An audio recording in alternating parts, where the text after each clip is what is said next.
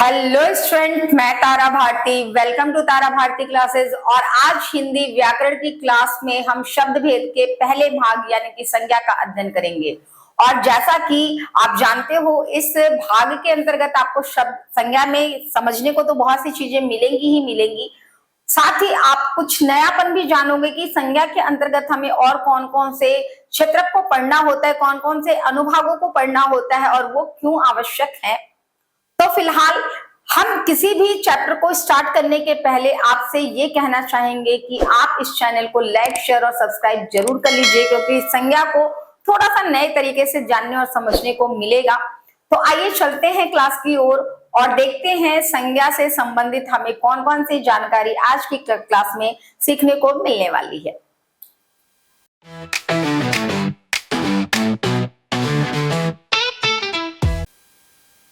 संज्ञा शब्द भेद का पहला पद, यानी संज्ञा जो है वो आपके शब्द भेद जो कि मैंने आपको 8 भागों के रूप में बताया था, उसका पहला जो पद होता है वो संज्ञा होता है। हम बचपन से ही संज्ञा के बारे में पढ़ते हैं, सुनते हैं जिस तरीके की, और बहुत ही क्यूरियोसिटी है इस चीज को जानने की कि संज्ञा वास्तव में होता क्या है, जबकि हम बचपन से ही पढ़ रहे होते हैं। हम पहली कक्षा में संज्ञा की परिभाषा पढ़ते हैं, किसी भी वस्तु, व्यक्ति, स्थान आदि के नाम को संज्ञा कहा जाता है। लेकिन वास्तविकता यह है कि जैसे जैसे हम हायर क्लास में बढ़ते चले जाते हैं, कॉम्प्लेक्शन बढ़ता चला जाता है, चीजों में विस्तार आना शुरू हो जाता है। तो क्या वास्तव में संज्ञा इतना ही छोटा है जितना कि हमने पहली कक्षा में पढ़ा था? नहीं भाई, संज्ञा बहुत बड़ा है। ये कैसे हो गया है? और संज्ञा को समझना, जैसे कि केमिकल साइंस, यानी कि जैसे आप अगर केमिस्ट्री की बात करते हो तो केमिस्ट्री कहता है कि इस दुनिया में दिखने वाली हर चीज पदार्थ है।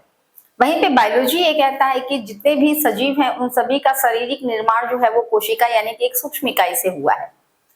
सभी चीजों में कहीं ना कहीं अपने इंपॉर्टेंस को रखने की बात आती है। तो हिंदी व्याकरण भी ये कहता है कि भैया हम काहे पीछे रहेंगे।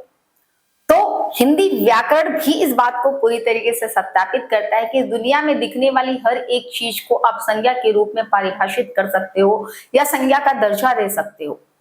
जैसे कि अगर बात हम संज्ञा को परिभाषित करने की करते हैं तो संज्ञा किसी भी वस्तु, व्यक्ति, स्थान, जाति, भाव या फिर मानवीय भावनाओं से संदर्भित जो भी शब्द होता है उसे संज्ञा की उपमा दी जाती है या उसे संज्ञा कहा जाता है। वैसे तो जब हम हिंदी व्याकरण पढ़ते हैं तो हिंदी व्याकरण को भी 3 अलग अलग परिस्थितियों या परिमितियों में बांटा गया है, जैसा कि आप प्रारंभिक या फिर प्राचीन व्याकरण कहते हो, मध्यकालीन व्याकरण कहते हो और आधुनिक व्याकरण कहते हो। जब आप हिंदी साहित्य का अध्ययन करोगे तो आप देखोगे कि हिंदी भाषा का महत्व कितना आधारभूत है, कितना विश्वसनीय, मतलब जिसको आप कह सकते हो कि ये बहुत ही श्रेष्ठकर है। तो अगर किसी भी ऐसी भाषा की कर रहे हैं जो श्रेष्ठकर है, जिसका निर्माण ही संस्कृत से हुआ है, तो वो भाषा कितनी वैल्यूएबल होगी। हिंदी सभी जगहों पे बोली जाती है और अधिकतम बड़ी मात्रा में बोली जाने वाली भाषा है। तो यहाँ पर संज्ञा के रूप को समझ लेना बहुत ज्यादा जरूरी होगा। जैसा मैंने अभी उसे परिभाषित करते समय बताया कि संज्ञा किसी भी वस्तु, व्यक्ति, स्थान, जाति, समुदाय या भाव के लिए जिन शब्दों का प्रयोग किया जाता है वो सारी चीजें संज्ञा कहलाती हैं। तो अगर हम बात करते हैं कि संज्ञा की कितने प्रकार होते हैं, तो संज्ञा के प्रकारों के जानने के क्रम में कुछ चीजें आपके लिए जानना आवश्यक है। जैसा मैंने अभी आपको बताया कि हिंदी व्याकरण को कई भागों में बांटा गया है। तो अगर हम प्राचीन व्याकरण के हिसाब से लेके चलते हैं तो संज्ञा के 5 प्रकार होते हैं। उन 5 प्रकार के नाम मैं यहाँ पर लेकर चलती हूँ। हायर क्लासेस में कितने नामों को पढ़ाया जाता है, कितने भागों को पढ़ाया जाता है, या फिर लोअर क्लासेस में कितने भागों को पढ़ाया जाता है, हम यहाँ पे सभी की चर्चा करके चलेंगे। अगर हम प्राचीन व्याकरण के हिसाब से इसकी चर्चा करें तो संज्ञा के 5 प्रकार होते हैं। व्यक्तिवाचक संज्ञा, जातिवाचक संज्ञा, समूहवाचक संज्ञा, द्रव्यवाचक संज्ञा और भाववाचक संज्ञा। लेकिन मध्यकालिक जो व्याकरण की प्रणाली आई उसमें इन 5 में से सिर्फ 3 को एक्सेप्ट किया गया, यानी कि व्यक्तिवाचक संज्ञा, जातिवाचक संज्ञा और समूहवाचक संज्ञा। वहीं पे हम बात अगर आधुनिक व्याकरण की करते हैं तो आधुनिक व्याकरण में व्यक्तिवाचक संज्ञा को तो फिर से इस्तेमाल किया गया, लेकिन बाकी अन्य संज्ञाओं की जगह पर गणवाचक संज्ञा और अगणवाचक संज्ञा को उपस्थिति दर्ज कराई गई। अब यहाँ पर मैं वन बाय वन सिस्टमेटिकली इनके बारे में आपको बता देती हूँ। व्यक्तिवाचक संज्ञा कहने का मतलब वह संज्ञा शब्द जिससे किसी विशिष्ट व्यक्ति का बोध होता है उसे हम व्यक्तिवाचक संज्ञा कहते हैं। जैसे कि मोहनदास करमचंद गांधी, जवाहरलाल नेहरू, ऐसे कई भी नाम आ सकते हैं। किसी इमारत का नाम आ सकता है, किसी किताब का नाम आ सकता है। जैसे रामायण की बात अगर हम कर ले, महाभारत की बात कर ले, तो ये व्यक्तिवाचक संज्ञा के अंतर्गत आते हैं। वहीं पे अगर हम बात जातिवाचक संज्ञा की करते हैं तो जातिवाचक संज्ञा कहने का तात्पर्य होता है जिस संज्ञा शब्द से किसी जाति विशिष्ट का बोध होता है उसे हम जातिवाचक संज्ञा के नाम से जानते हैं। जैसे कि अगर हमने गाय बोला तो गाय कहने से पूरी स्त्री जाति का बोध होता है, तो यहाँ पर ये जातिवाचक संज्ञा होगा। नेक्स्ट कंडीशन है आपके समूहवाचक संज्ञा की।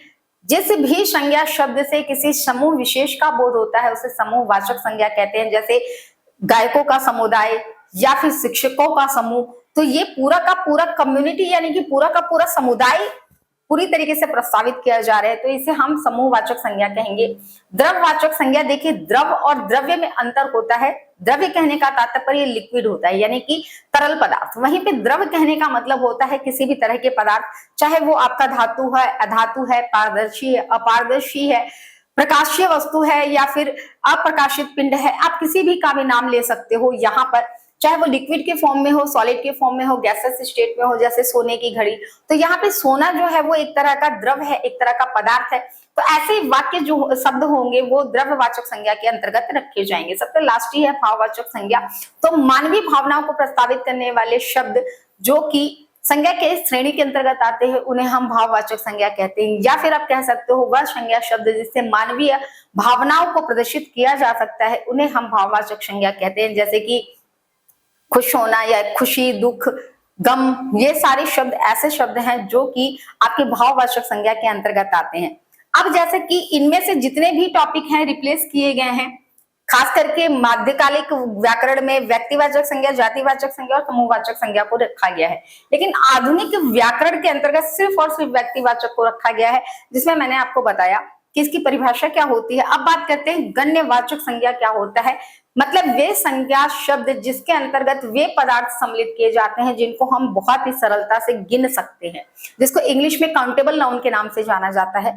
वहीं पे अगण्यवाचक संज्ञा, जैसे अगर आप गण्यवाचक जिनको आप गिन सकते हो, जैसे कहने का मतलब पेंसिल है, कलम है, कॉपी, किताबें, गायें, इनको आप काउंट कर सकते हो तो आप इन्हें गण्यवाचक संज्ञा के अंतर्गत रखते हो। वहीं पे अगण्यवाचक संज्ञा कहने का मतलब जिनको आप बहुत ही सरलता से नहीं गिन सकते, जैसे बाल हो गए, पैसे हो गए, चावल हो गया, दूध हो गया, आप उसकी काउंटिंग उसको उसकी मेजरमेंट के काउंटिंग के हिसाब से बता सकते हो, लेकिन आप उनकी बूंदे गिन के नहीं बता सकते। तो ऐसे में ये सारी चीजें अगण्यवाचक संज्ञा के अंतर्गत आती है।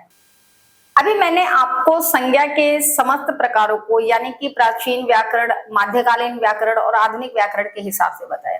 फिर आप ये कहोगे कि मैम आपने इसमें नया क्या बताया, हम तो ये बातें सुनते ही और समझते आ रहे हैं, लेकिन किस सेक्शन के अंतर्गत आ रहे हैं ये जानना बहुत जरूरी है और सबको पृथकता से समझना बहुत ज्यादा जरूरी है।